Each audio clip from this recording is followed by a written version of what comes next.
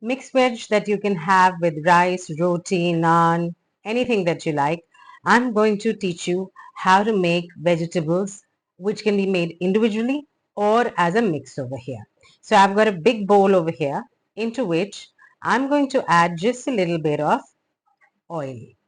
And this is 1 tablespoon of oil going into it. The vegetables that we are making today are going to be enough for 2 to 3 meals for you. Into this, I'm going to put in about half a tablespoon of ginger garlic paste into this.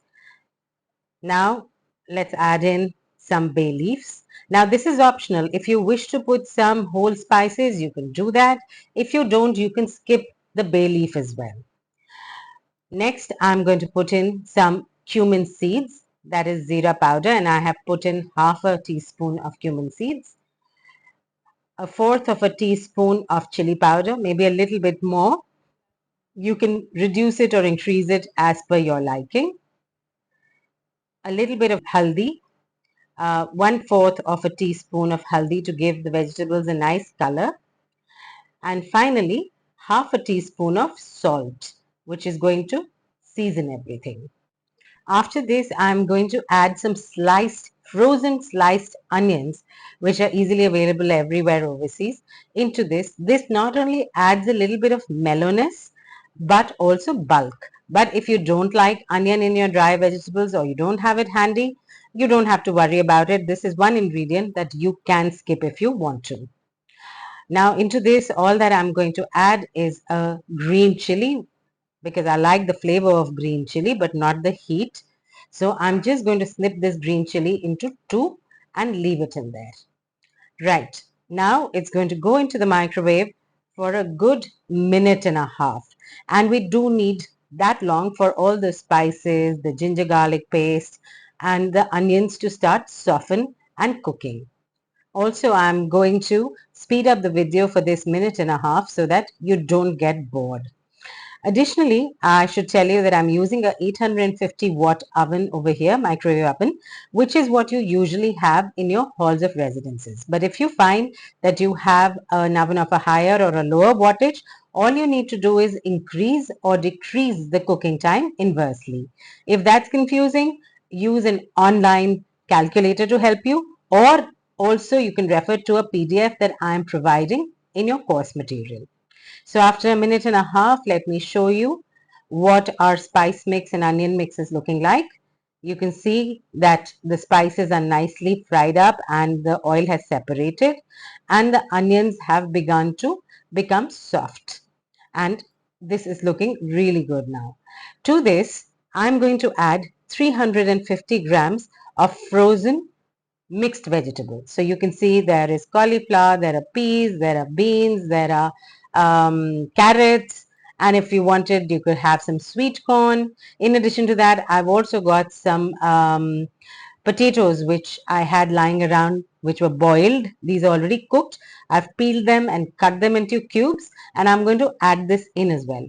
The reason I'm using so many vegetables in this mix is that I want to convey to you that the vegetables I have used here and more, you can actually cook either as a full mix, or if you wanted just potatoes and peas, you could do that.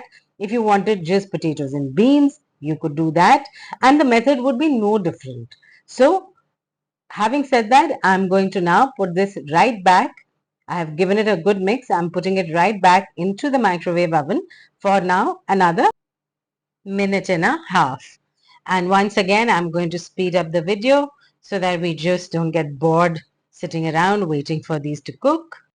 Now, those of you who would like a slightly different take to the taste every time you make mixed vegetables, you can also add a little bit of curry leaves and mustard seed to this, and that will give this mixed vegetable a totally different flavor profile.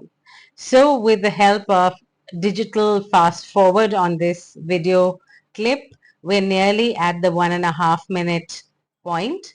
So let's have a look at what our vegetables are looking like now. Wow, they're steaming away and I can see they're really hot. These are looking good now. So I'm going to just mix it up a little bit, and I like a little bit of tang in my vegetables, particularly when there are potatoes involved. I think a little bit of tang goes a long way. So I'm going to add in some tomato puree into this. I'm only going to put in a small amount, about a teaspoon and a half, and that'll be more than enough because I don't want to make it sour. I just want to give it a undercurrent of tang. To this, I've also got some capsicums which I have chopped up, and at this stage, I'm adding them into the vegetables because I don't want to make any of my vegetables mushy to eat. I still want a nice bite to them without their being raw. So I'm going to put this in once more for the last time, another minute and a half. And when this time is over, our vegetables would have cooked perfectly, all of them. And if you follow the same, then you're going to get perfectly cooked vegetables each time as well. All I want you to remember is that the onions and the frozen vegetables were still frozen. I had not thawed them. And if you have thawed vegetables or if you're using fresh vegetables, then the timing will change slightly.